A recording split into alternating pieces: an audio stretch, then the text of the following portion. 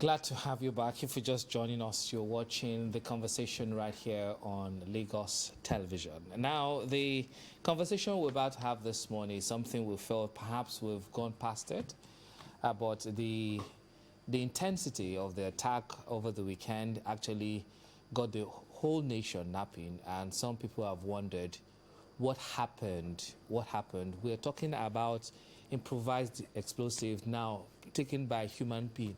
Coincidentally, all of them female. And from the explanation or the torrid or the horrifying explanation from the army on Monday is quite terrifying, to say the least. We're talking about when a woman with a baby detonated a device. When people were trying to scamper, another one came over and detonated hers. When the army was trying to evacuate the community to make sure the armies were also a target. The fourth one couldn't do that much because they were able to secure that, but that has taken lives of, as at yesterday or Monday, when the vice president went to hospital in Gwoza to see those who survived, about 32 or 34, as the case may be, considering the numbers you're looking at, have gone to the great beyond, and with so many still in the hospital. Is that the new era we're talking about again? Terrorism taking a hold of that very interesting state of Borno. And not only that, don't forget what happened in Katsina not too long ago. And what we're seeing with, is this the reemergence of terrorism at its peak? But for me, the question I seek to answer with this is, why now? What is happening? Is it because of what we are seeing with the, because I don't know how to tie it to what we discovered in Rivers State with so many weaponry being imported into the country, and we're just discovering now. That's the conversation. We have a security expert right here with us in the studio. He will perhaps be giving us some insight as to why we're having suicide bombing matters arising with Gwoza suicide bombing. He is a high chief. He said we should put that, because although in the media we don't usually do that, but for the purpose of this conversation, we need to bring that into account. And because of what he suffered. Yes, get into the as a way of compensation. As a way of compensation, so because so that I wouldn't do what's in my mind. Yes, exactly. So we have High Chief Darlington Umoru in the studio this morning. Is a security consultant. It's a pleasure to have you join us this morning. Even though it's the pleasure of what we're talking about is not that applicable. Well, the good thing is that we here are alive. As much as we want to mourn with those who are mourning at the moment, we still need to thank God. We're here to discuss what has happened. We're here to also provide solutions as to guarding against what has happened from happening again. I listened to you, with a rapt attention, and yesterday I felt so sad when I was discussing this issue on another medium. We had gone past this era. You recall before the era of the Chibok girls kidnap, the terrorists, talking about terrorists then, Boko Haram only, they started attacking Nigerians with through suicide bombing, and then the mines, okay? And all of that, they used little children, minors, to execute those bombings. Women, again, that was the beginning. Women now. With babies. With babies. The baby, I'm not surprised. We have seen that even with drug peddlers who carry dead children. I have taught that when I trained a part of the security agents when I was with the Presidential Committee on Small Arms and Light Weapons. We have seen situations where corpses of little children, babies. Whether they killed them deliberately or they picked those corpses or bought those corpses from somewhere, opened their stomach, tucked them filled with drugs, and backed them and took them through the airports just to ferry those drugs. Back to the situation now on hand. We would not blame the military at this point. Who should we blame? Great. Why do I say we will not blame the military at this point? I don't know whether any of you had visited the Northeast recently. Initially, well, not initially, terrorism is in the Northeast. Talking about Boko Haram and ISWAP. ISWAP has joined Boko Haram, and there was this infighting between ISWAP and Boko Haram on the Sambisa forest that led to the killing of the leadership of Boko Haram. And so there was a respite. The Nigerian military had cause to relax a bit. That's one. Two, technology has so much been deployed in the Northeast to monitor the initial guerrilla movement of the terrorists. Even before ISWAP came on board. Of course, you know what gave birth to ISWAP. And then you know how Boko Haram was in charge. Now, the government had done so much at the time with the planting of technology in Borno, particularly to monitor strange movements and to monitor suspicious movement that could be related to the movement of terrorists. Now, don't forget that these terrorists we're talking about, they are not stupid. They have a mission. And to go about their mission, they also have men of intelligence. Those who go to do surveillance, those who draw out the plans for them, those who build the IEDs for them, those who build other ammunitions for them, they have them in departments. And so they also study the situation. Now they are aware that the checks, the intel checks on them had been relaxed from the use of suicide bombing, detonation of IEDs in a vest. They have seen that the other movement of mass movement and attacks is being monitored, and they have been countered severally. In the past, what do we have?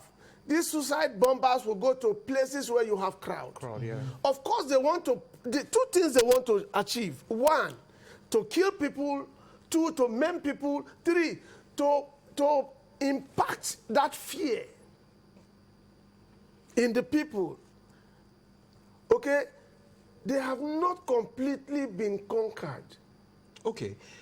Looking at what happened over the weekend in Gwoza local government area of Borno State, is it a reflection of the weakness of our security architecture? Because fine, they have relaxed for a while, but in terms of intelligence gathering, if that was actually potent or effective, wouldn't that incident have been nipped in the bud?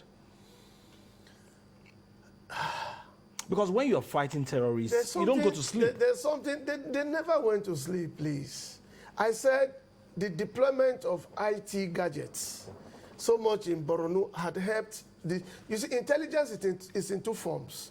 We have the human intelligence and we have the artificial intelligence. All of this will come together to inform them about what to do. I just told you that these terrorists are not stupid. I use that word. That they also have intel people.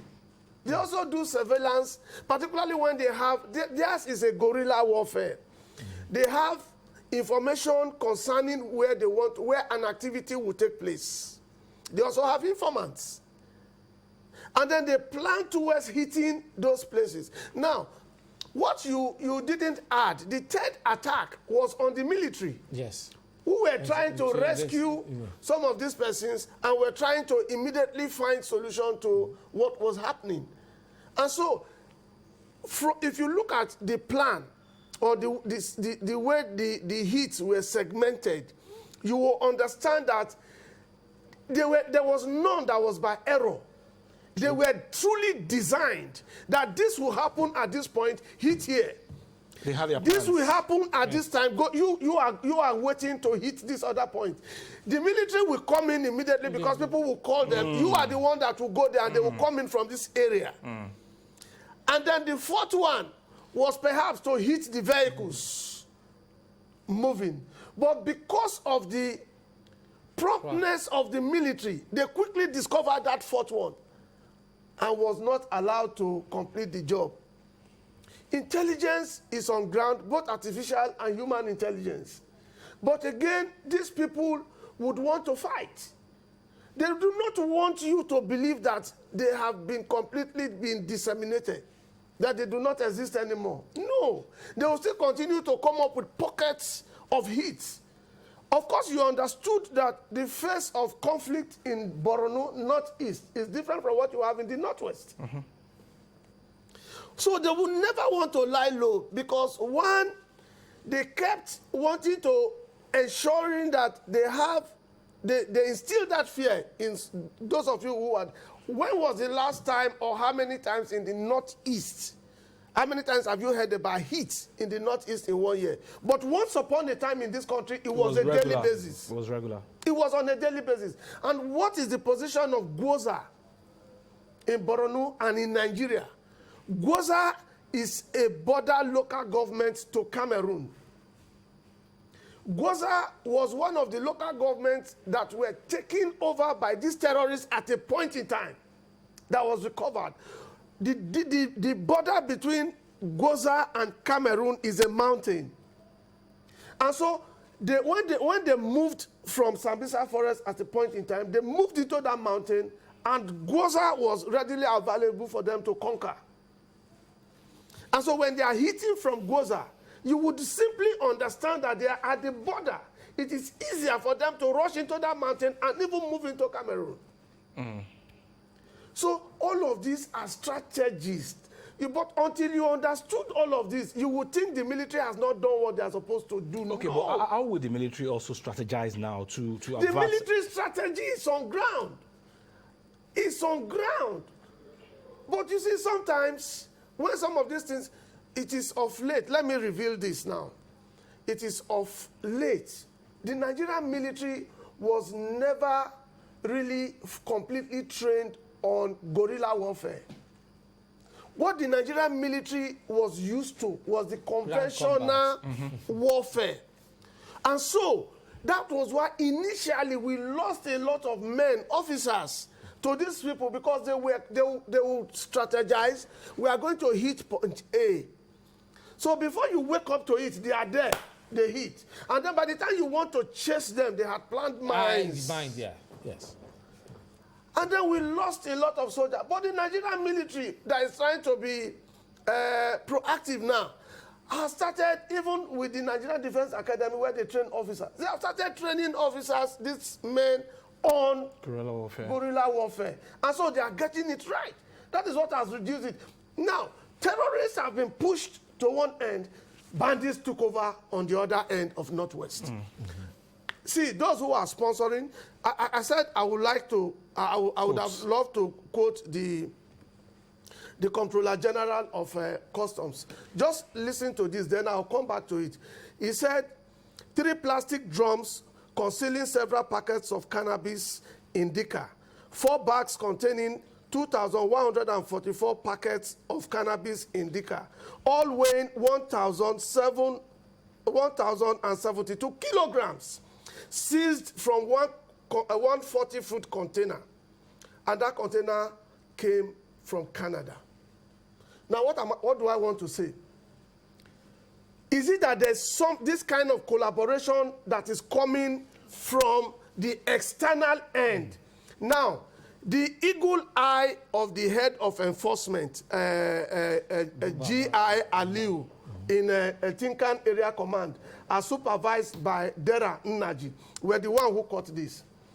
In Rivers, you saw what was recovered. Where were they coming from?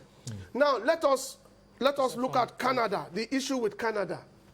If a container full load of the one we call Igbo to the common man could leave the port Of Canada. With all the intelligence, with all the sophistication, with all the IT. That of India could be understood. India will be having codeine. That same day, they displayed the codeine intercepted. Okay? In February, that same Tinkan Island, they displayed firearms and ammunition that was intercepted. Now, if it's concealed, it's a different thing.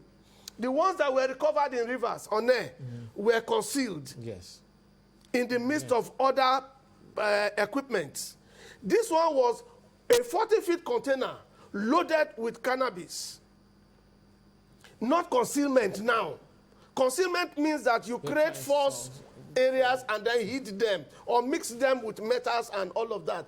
A container, 40 feet, as big as it were, filled, even drums, they pack in bags, a lot of bags. And then we also had drums, 3 drums.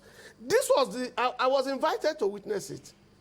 Now, what the CG said, the CGC now of Customs, as part of his statement was that these things apparently would have been sold and then the monies would go to terrorists. But that is not enough for it. Some of these things in themselves are going to the terrorists. Because that's the stimulant there. Now, those who wore those vests, IED vests, do you think they wore them voluntarily? No, you can't do that with ordinary eye. Why? Number one, they would have been drugged. They could have been drugged. To the extent that they will lose their senses and then it will not be easy to brainwash them. By the time they are under the influence of those drugs, it is not easier for you to robot control them. The woman who carried the baby, live baby, you thought she did that with her clear eyes? So, what is the place of the international community in what we are suffering in Nigeria?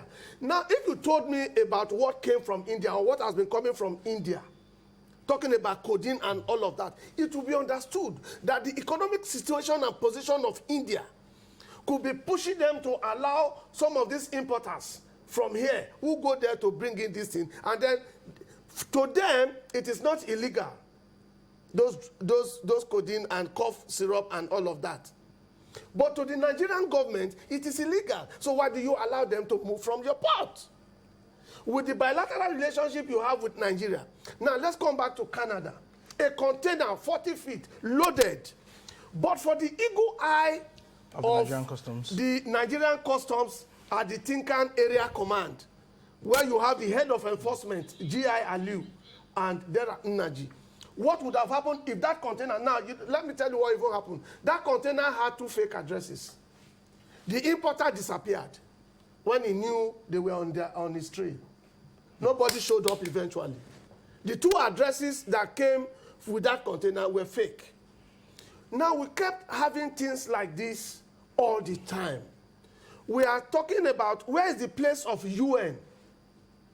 What is UN doing to all of this country that allows some of these things to come here for us these people to use to destroy us? Because for you to get 4 billion, that's my another question I want to ask. To get like 4 billion worth of, or if not more, worth of ammunitions, the one discovered in River State, leaving Turkey, and through intelligence we tracked it as it moved down to this place, and now, why can't we get people on both ends to either where is this coming from or who are they? Because at no point have we discovered any name or shame anyone. Are they that powerful that we can't say this is the person? They're not powerful. It's about our government. Okay. It's about our government. What is now? I want to challenge this administration under Asiwaju Bola Ahmed Tinubu, our president. Now, if you had this kind of container that came from Canada, okay, that was intercepted, seized, right? The Canadian High Commissioner is supposed to be answering questions now. He ought to have been summoned. He ought to have been summoned by the government of the day and be answering questions questions that he will take back to his home country to make demands. Because nobody will tell me that as sophisticated as Canada could be, a container not concealed with cannabis loaded full, amounting to 3 billion, 16 million in naira. 3 billion, the street amount for that. So it was not a hidden thing. That's why I say they were not concealed. If they were concealed, you said they could have beaten the security agents there and all of that. And we are told about how those people are not corrupt and that we are the ones that are corrupt. But yet we caught them here. And those people are on their heels. Okay. So what is the commission, the High Commissioner, the Canadian High Commissioner in Nigeria doing? By now, Mr. President should have used our Foreign Affairs Ministry to put that man under questions. Do you think now there is a connivance from Western world to destabilize the country? Not just the country, Africa. Now, there's this economic battle. Well, there's a word I want to use now. It's not coming exactly now. China is trading with a larger part of Africa. China is providing loans to a larger part of Africa. The West also, the scrabble, that's the word I wanted, the right word. For Africa. The scrabble for African resources, I think, is one of these things. Now, if they don't create problems here, some of their factories may not be able to sell certain products. If you sell akara, you will pose, I don't want to call it what the English people call it. I call it akara. If you are a trader on akara, you will know the location and how to market your akara.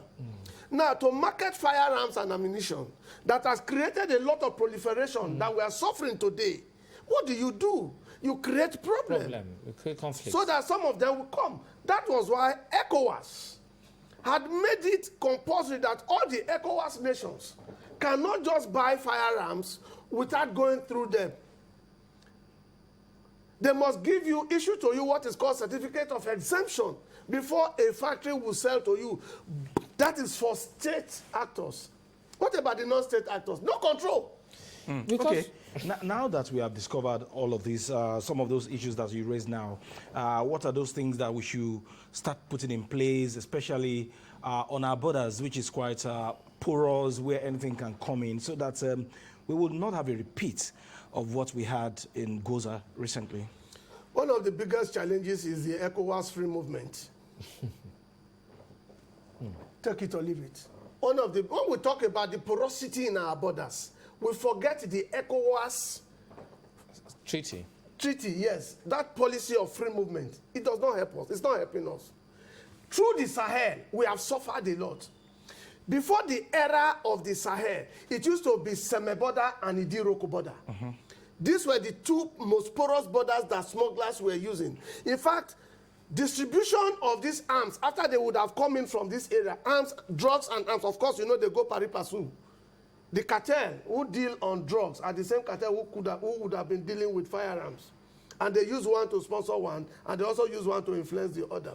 In the past, the Seme border and the Idiroko border were those areas where we discovered that smugglers were basically using largely.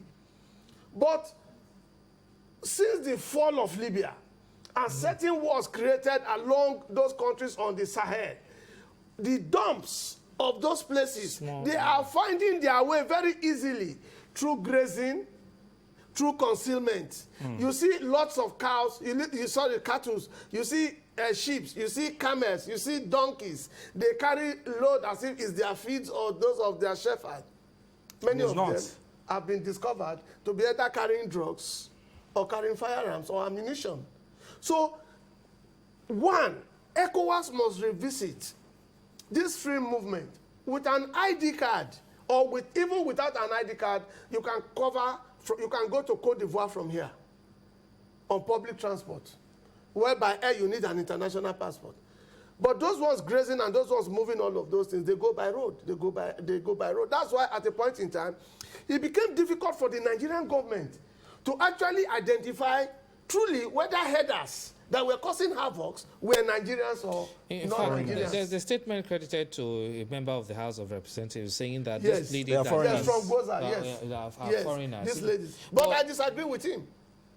Why? I disagree with him because, one, the terrorists recruit. They pay salaries to some of their workers because they earn money. They don't do kidnapping, but they collect taxes from farmers. The Lake Chad River Basin for fishermen, and then those who farm other products. When you want to cultivate, you pay tax. You want to harvest, you pay taxes. And so they recruit, they pay. With the economic situation in Nigeria, some people are ready to commit suicide. When I say commit suicide, they are ready to carry firearms. If people could jump into the lagoon on their own, if they had the opportunity of carrying guns, they will carry. Okay, I need to know, because at one point in Kaduna State, we discovered so many IED factories. And we have so many pockets of factories. This one is, they call it improvised because it's personal carry. People had to, IEDs. These are very sophisticated explosives worn by people. Are we going to that area, or this is just a one-off, or a ground assault for something larger? Do you see it that way, or it's something we will counter and not experience because it was deadly? The account of the army shows that it was systemic and well thought out. Yes.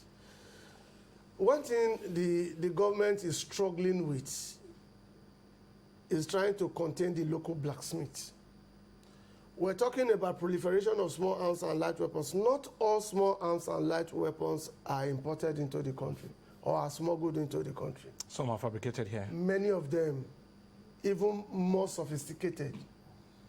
We have been, I don't know if I've told this story here, in one of our trainings in the Northwest, we had firearms locally manufactured, we had firearms Imported. And we told people differentiate. It was difficult. The AK-47, the AK-49, the AKM. Put them down and say differentiate. That, fabricated by our local blacksmith, were even better.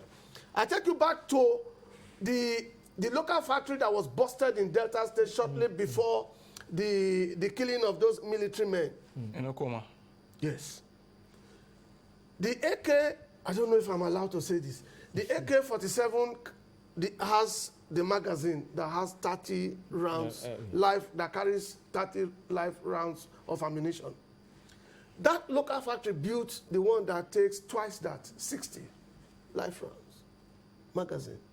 So we are not only fighting an external enemy, we also have enemies within. In terms of equipment, yes. The enemies within are even worse than the smugglers. So because they are easily, why did I say they are worse? They are easily accessed, and theirs are cheaper. And so, over time, arrests have been made. Arrest was made in Plateau State of some who were manufacturing AK-47 and distributing. Who were they distributing to? Not state actors, but the non-state actors. Why can't Because the state actors will not patronize them. we have less than 5 minutes to go. Why can't we name and shame? Or government are always hiding under the fact that we need to investigate more, we need to locate those who are doing it, but we don't get to, because for you to import those rounds or those ammunitions, the one discovered in River State, and that kind of drugs from Canada, that's enough for poor people. It's not. That's why the what's his name now? The Controller General, the current Controller General of Customs. What's his name again now? He said, or something. no, it's a Yoruba man. Yes. Adewale Adeniji. He said that they have also observed that within the service there are also a few bad eggs, and that those bad eggs would anyone caught would definitely be handed over to the security agents for prosecution. So all of these things cannot just come in on their own without an insider. So, okay, like the one that happened in the Tinkan area command, the Tinkan port now. Why did the importer take to it? How did the importer know that somebody is on his heels? That thing has been discovered, and they were after him, and he abandoned it. He must have had an informant. Goods worth about 3 billion, 16 million naira. Abandoned. So somebody would have told him, take off. You've been caught. Yes. The customs is aware. The NDLA is aware. So, you see, until we are able to, which is not completely possible, let's not deceive ourselves. But we can minimize it. We can minimize it. And that is what the government, I think, should be looking at and doing. My challenge here is, what do we do to curb proliferation of small arms and light weapons? Quickly, because of our time. Now, in Nigeria, at the moment, we have about 7 million small arms and light weapons in the hand of the non-state actors, yes. But what do you have? When you talk about non-state actors, not the police, not the army, no, not the the state actors are the police, armies, security agencies, and all of that. The non-state actors are the terrorists, the bandits, and all of that. Now, what do we have in the hands of the military? As at the last time that was checked, it's about just 10% of that, about 600 and something thousand. We have a big problem. In all of them. We have a big problem. So it's not just in Nigeria, it's everywhere in the world. It's even worse off where firearms are legalized in some countries. Now, assuming firearms are legalized in Nigeria, so what would you be having? Now, the only licensed people, the few licensed firearms are for gaming, which has been stopped at the moment. The government has put a stop to that. You see, in all of this, we are in a quagmire. But in the immediate, Darlington, because of our time, what do we do? I don't like giving solutions anymore on television. Because it's not working or they are not taking to it. No, it's working. It's not that it's not working. Just like the government is listening, the terrorists are also listening. Okay. I think that makes a whole lot of sense. The terrorists are also listening. You tell them, you advise the government. I had advised government on television twice. And they did almost exactly that. I'm not saying perhaps it was because I said it. To rescue some children, I advised a solution, what should be done. And exactly that was what the military did. And they got all of the children. Now, the same way, the terrorists, now they knew that they were being faced, not through the IED suicide jackets now. Now they have reinvented that because they know that the eyes have been turned away from that. They were being waited for. When they move a mass to go attack people and all of that. Gwoza was recovered from them. Now, when you are talking about Gwoza, many people don't even understand the place of Gwoza in Nigerian map and in Borno, which allows some of these things. All those towns on the borderlines is easily accessed.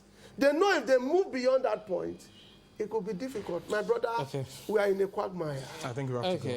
Yes, I want to say, thank you, because I don't know whether this interview left me with a good taste in the mouth, or I think it's a bittersweet experience, because I don't know whether we achieved the reason why we started the conversation in the first place. But I think it also opens our eyes to the reality on ground. And of course, perhaps government will also be proactive to addressing some of these issues. I want to say, High Chief Darlington. Sometimes when you have programs like this, you have a mindset. But unfortunately, in the course of discussion and the revelation of facts, you begin to disabuse your mind of the mindset.